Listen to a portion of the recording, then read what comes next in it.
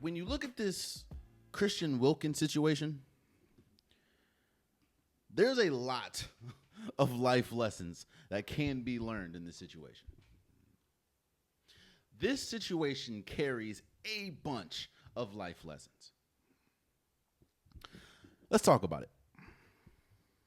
Christian Wilkins, who just got a massive contract from the Vegas Raiders, over $100 million, just a year later gets released. And you hear things about something that happened with the teammates. You hear things about the way his rehab is going and how he's approaching his rehab. There is a lot that we heard coming out of this release. And it made you think like, hey, well, I don't know what's going on. You just paid this man, I think, upwards of $110 million.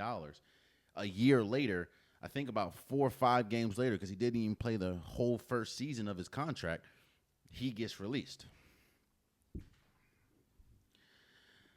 The first lesson that is wrapped up in this situation is sometimes it is incredibly difficult to change your perception. I've talked about this before, but it is difficult to change your perception, especially when you continue to do things to fuel whatever perception that you have. A perfect example of this is Dwight Howard. Dwight Howard was an incredible player. Obviously a Hall of Fame player. And honestly, if you really look at his game, especially in Orlando, Dwight Howard was one of the best, most athletic centers we have ever seen. Dwight Howard's name does not get talked about a lot. One, because he didn't really accomplish anything as far as winning a championship, even though he was one of the best defensive players we've ever seen at the center position. But he didn't really accomplish anything until late in his career as far as team championship-wise, even though he did lead a team to an NBA championship. They lost, but you know. But there's a reason why we don't talk about Dwight Howard as much in that highlight, as much as his talent warrants. It's because of perception. It's because of, the way that he approached the game, his, I guess you could say, happy-go-lucky approach, his always joke or seemingly always joking and rubbing teammates like a Kobe Bryant, like a James Harden the wrong way. His perception was, as uber talented as he is, he doesn't necessarily take the game seriously because of just how much it appears that he jokes around. Forget the fact that he's a 3-time Defensive Player of the Year. Forget the fact that he is on the All-Decade team. Forget the fact that he is one of the best, most athletic centers we've had. His perception, and anytime we talk about Dwight Howard, usually is about, his personality and things that happen or allegedly happen off the court. Your perception, if you're not doing really anything to change it, your perception will always follow you. When we go back to this situation, Christian Wilkins has had a perception since he was at Clemson. He's a really good defensive player, really physical, fast, athletic, but when you see videos of him, after they win a national championship and he does a split and then dances while he does a split, or you see him on Hard Knocks, or you see him and you hear sound bites of him, maybe in a serious play, he might be joking around or he might have a joke here and there. And then you hear reports, again, these are just reports, so I don't know if it's true or not, but reports that one of the biggest reasons why he got released from the Raiders is because he either jokingly or tried to kiss a teammate on the forehead. Some people don't play the way that other people's play. Let's first get that out the way. Some people do not play the same way that you play. And while that could be lighthearted to you, somebody else can take it the wrong way. And one thing that I'm learning personally is at the end of the day, your intentions necessarily don't matter if it came off the wrong way. And I don't know how I'd feel. I'd be pretty upset. There'd be some strong words. Excuse me. There'd be some strong words that I'd have for my teammate if my teammate tried to kiss me or kiss me on the forehead at the team facility. That's kind of crazy. It's about perception. And don't get me wrong. If that was the first time that happened, which it could have been, then it may have been forgiven if he didn't have, all the failed stops and the stuff that happened at Clemson. Again, nothing terrible, but when you're not looked at as a serious player, this is what you're going to get. Another life lesson in this situation is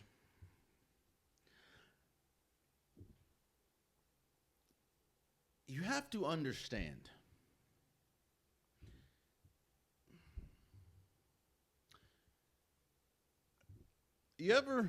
I'll give you an example. At my job, there was this guy I knew, and he was cool. He wasn't the most assertive, attentive worker, but he was a worker. He had the job, He came in, did what he had to do. And one day, we find out he gets fired. And it seemed like he got fired for the littlest thing. Like it was something so minuscule. And that is when I learned, because again, there's a difference when we talk about corporations, when we talk about corporate jobs. A job is always trying to wait for that icing on the cake. If you're one of those employees, they're waiting for that icing on the cake. They're waiting for you to mess up. They're waiting for you to give them probable cause because they probably have been building up a portfolio of why you should be fired, but you're probably not because you're doing just enough. But once you do that one thing, it's curtains. And that's what happened to my man's.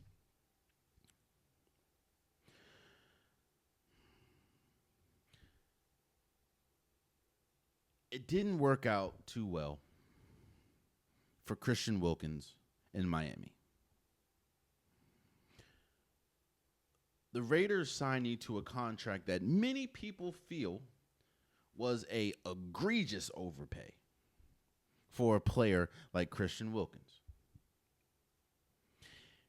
The first year of that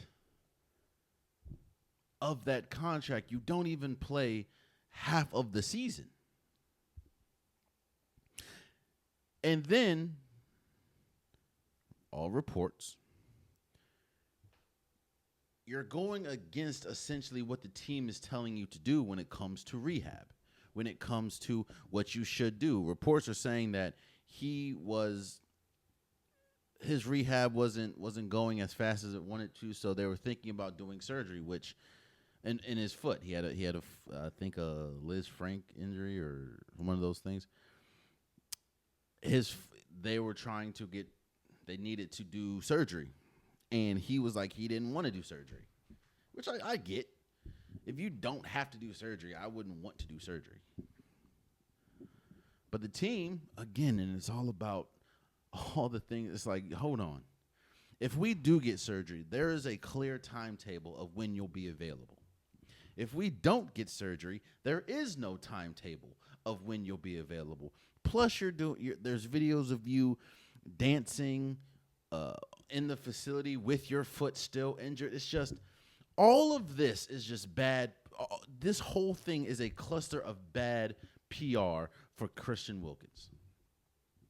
And the icing on the cake is when you tell the organization, I'm not trying to get surgery. I'm not saying it's wrong to get a second opinion. In fact, I think you should always get a second, third, fourth opinion outside of the team, because the team is always, the team doctors and everything is always going to do what's best for the team, not necessarily for you. But you have to understand your perception. You have to understand how you're perceived, how you're looked at. They just paid you all this money. You didn't even play half the season. You're going back and forth, and now you have situations with teammates. It's like the perfect storm to get released.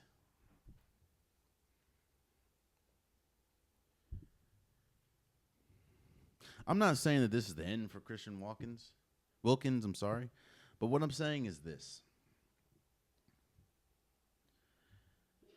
This was an opportunity to change the perception, change how people saw you, change the narrative around Christian Wilkins, because it hasn't been. It's been he's good, but he's decent, but this was an opportunity for you to do that, and instead of nipping that in the butt, you essentially fuel it with trying to kiss a teammate on the forehead in the facility. And there was issues about your foot rehab after you got paid. It's not a good look, bro. Now, again, I don't think that this is enough for his career to be over. I don't think it should be. But at some point, these lessons are going to have to stop. Like, you're going to have to, at some point, this can't continue to happen. And unfortunately, it seems like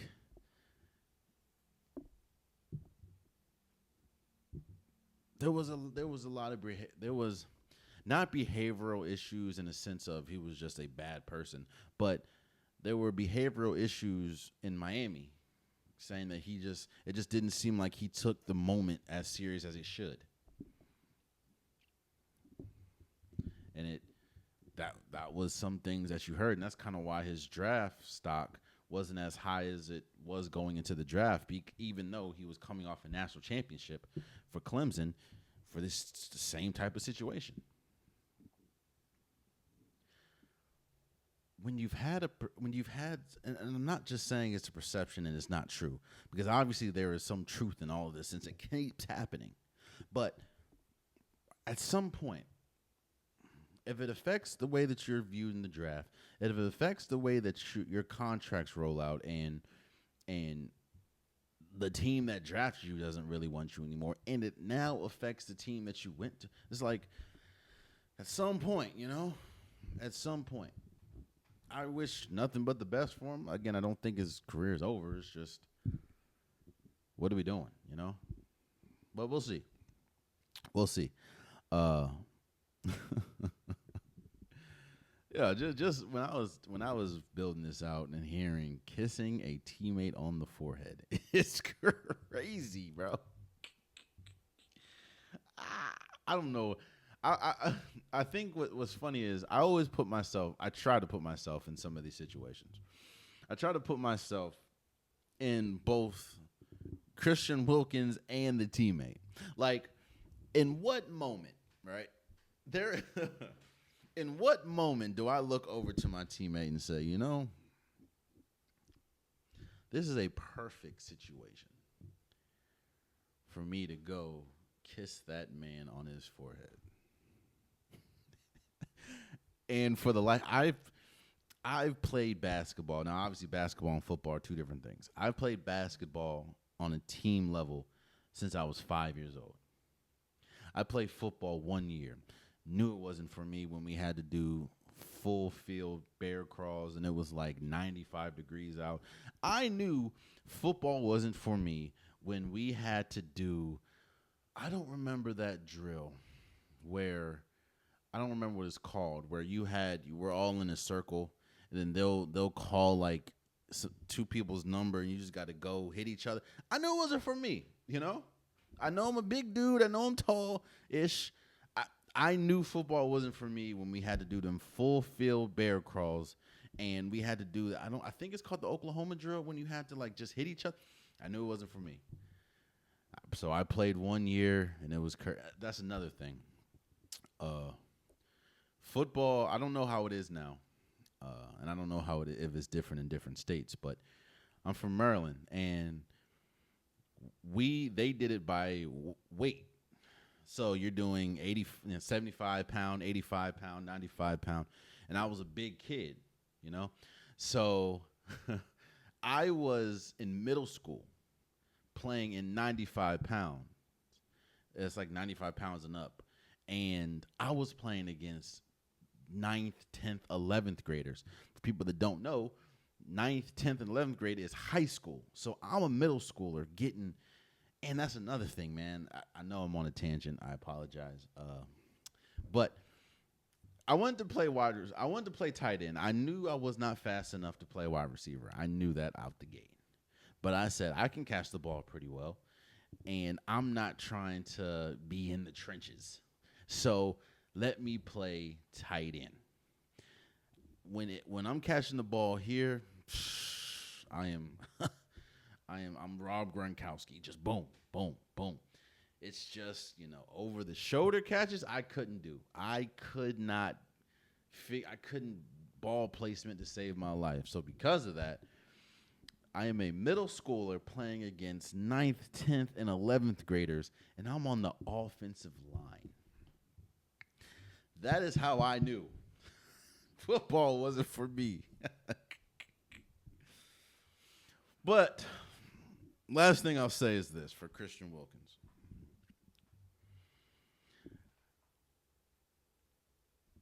If we're in a team meeting and